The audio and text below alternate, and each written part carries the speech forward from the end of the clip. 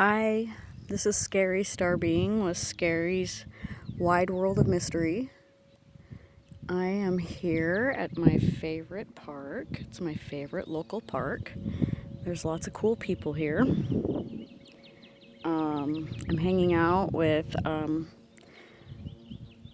two people that I met recently. Francis E. and Mary Jane. Anyway, it's a nice place to sit and contemplate my life and to come where there's not a whole lot of people that are living present making noise. There's been a lot of upheaval in my personal life lately, so I've really needed the time and space to come somewhere where I can just sit and be at peace. Anyway, I've been having hella dreams lately, and I decided what better place to do my first scary story than in a cemetery. And it's beautiful. It's absolutely gorgeous. You can hear the birds. There's dragonflies. I don't know if you can see them, but they're flying everywhere. And there's toads and frogs in certain parts of the cemetery.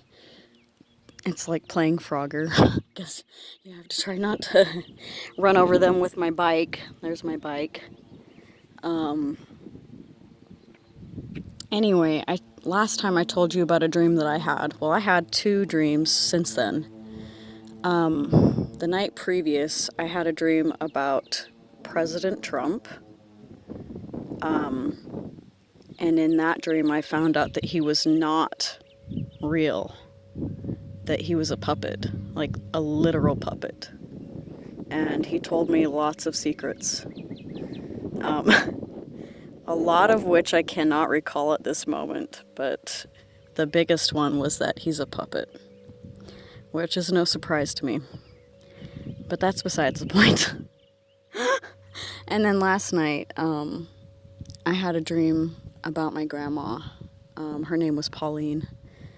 I miss her so much. We went out to eat in my dream, and we just talked about life and giggled like little schoolgirls. I'm sorry, I didn't realize I was going to get emotional talking about this, but I'm going to try to keep it as light as possible, okay? Yeah, my first scary story, it starts out as a dream, okay? I was having this lucid dream where I had killed somebody in my dream, and I had butchered them, and I had parts of them in my freezer. And in my dream, there was police officers and detectives that came to question me, and I was serving them cooked up pieces of this person and just trying to get rid of all the evidence. Anyway, well, apparently on one of the pieces there was some hair left on the piece, some skin and hair. Well, that's how I got caught in my dream. It was because they identified the hair pattern to be human. Now, before you start thinking I'm a weird psycho freak, I'm going to let you know that I like to watch weird things like Obscura, where they identify things like a book bound in human flesh, okay? And that was one way that they were able to identify that a book was indeed bound in human flesh, was because of the hair pattern. It was human. But, so yeah, your brain will take little tidbits of, sorry, there's a car going by, little tidbits of things that you know, store it in your subconscious, and it'll pop up in your dreams. Well, as soon as I found out I was caught,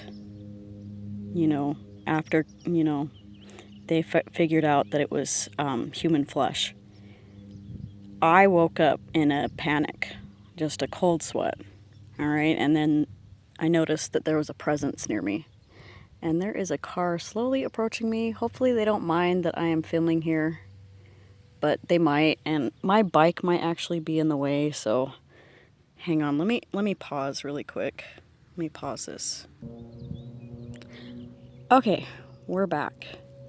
Do you hear the chimes? Yeah. They have chimes by this grave. I love it. It's beautiful. I probably need to have some chimes like that at my house, in my yard. I can't imagine how much these ones cost though, because they're very heavy and huge. But back to my dream. Okay, so I wake up in a cold sweat, and I notice that I'm not alone. Okay, and then I hear, what meaning did my life have? Okay, and it was like urgent, like this person urgently wanted me to answer this question for them. And I was half asleep, and I was like, I don't know. Who are you? You know, first you need to tell me who you are, you know, and then they told me, it was Jeffrey Dahmer. Anyway, and that was kind of creepy for me, but I'm a psychic medium, so things like this happen to me quite often. But this was the first encounter that I had had of this kind.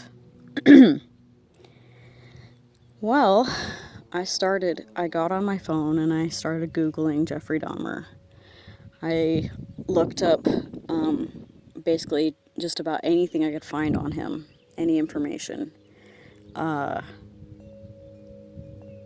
He was called the Cannibal Killer, okay, which made sense with my dream. So basically, it was like he was projecting that reality into my dream so that I would kind of get a sense of what he had went through in his life.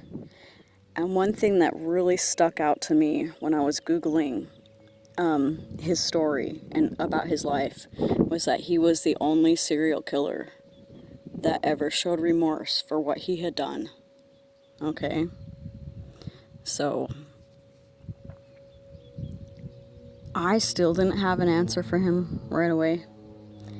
And I told him, you know, just basically to satiate him for the time being and to send him on his way, that maybe he existed to show humanity that true evil really does exist. But now that I've been able to look at his natal chart and see certain things about his past. I watched my friend Dahmer, that movie as well, which was a really good movie, by the way. Highly recommended. I think you can find it on HBO.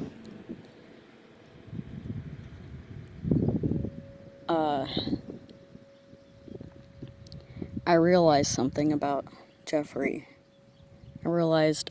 First thing that I noticed in his chart was that he has a natal yod.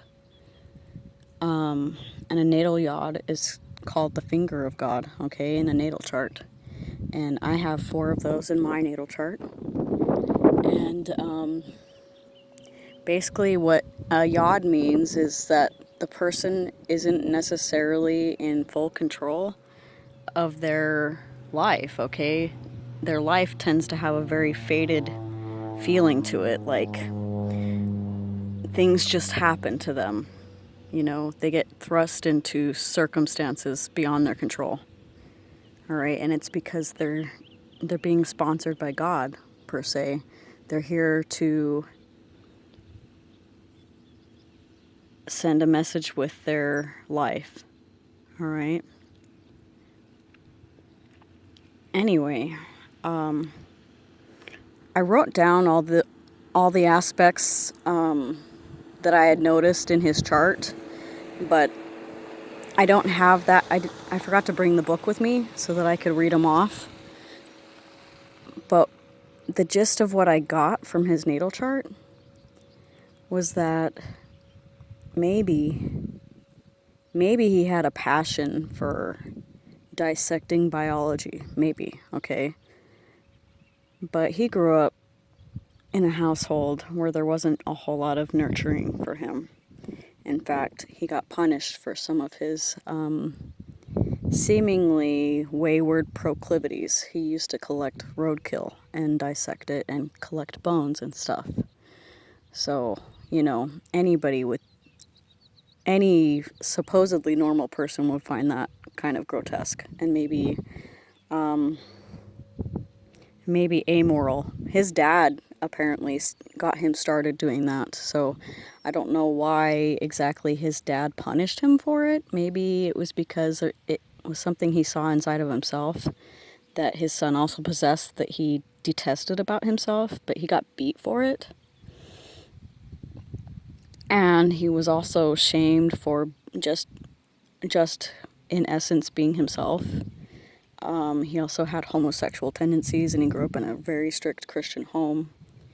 So, you know, back in the day, I think a lot of people know kind of what that was like for Christian kids growing up gay, okay? So maybe, just maybe Jeffrey was supposed to be a brilliant biologist, okay? Or a forensic biologist, who knows, okay? But maybe because he felt so unloved and uncared for by his family and society that it twisted him. It twisted him into something really ugly. And after I finally saw that and I talked to him again because I was looking at his natal chart, and for some reason the natal chart will summon the dead. Anyway, and I started weeping, and I started just telling him that, just channeling that information. And he thanked me, and I just felt such peace within my own soul. It was like my soul and his soul were tied together somehow. And because I was able to figure that out for him, he could now go rest in heaven with God. Anyway, it's really easy to judge people. Sorry, there's a plane. The plane. It's really easy to judge people. It's really easy to say that a person's one way or the other. But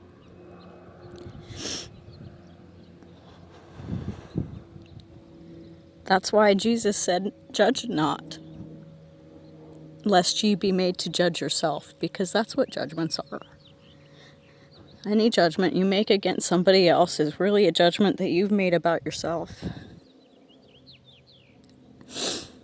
Okay, well, that was an interesting, scary story. I'm sorry that I bawled like a baby through most of it, but hopefully it was a good one. Hopefully my next one will be better and spookier. But I love you guys so much. You guys are wonderful. You guys are beautiful, and don't let anybody shame you for who you are. Bye.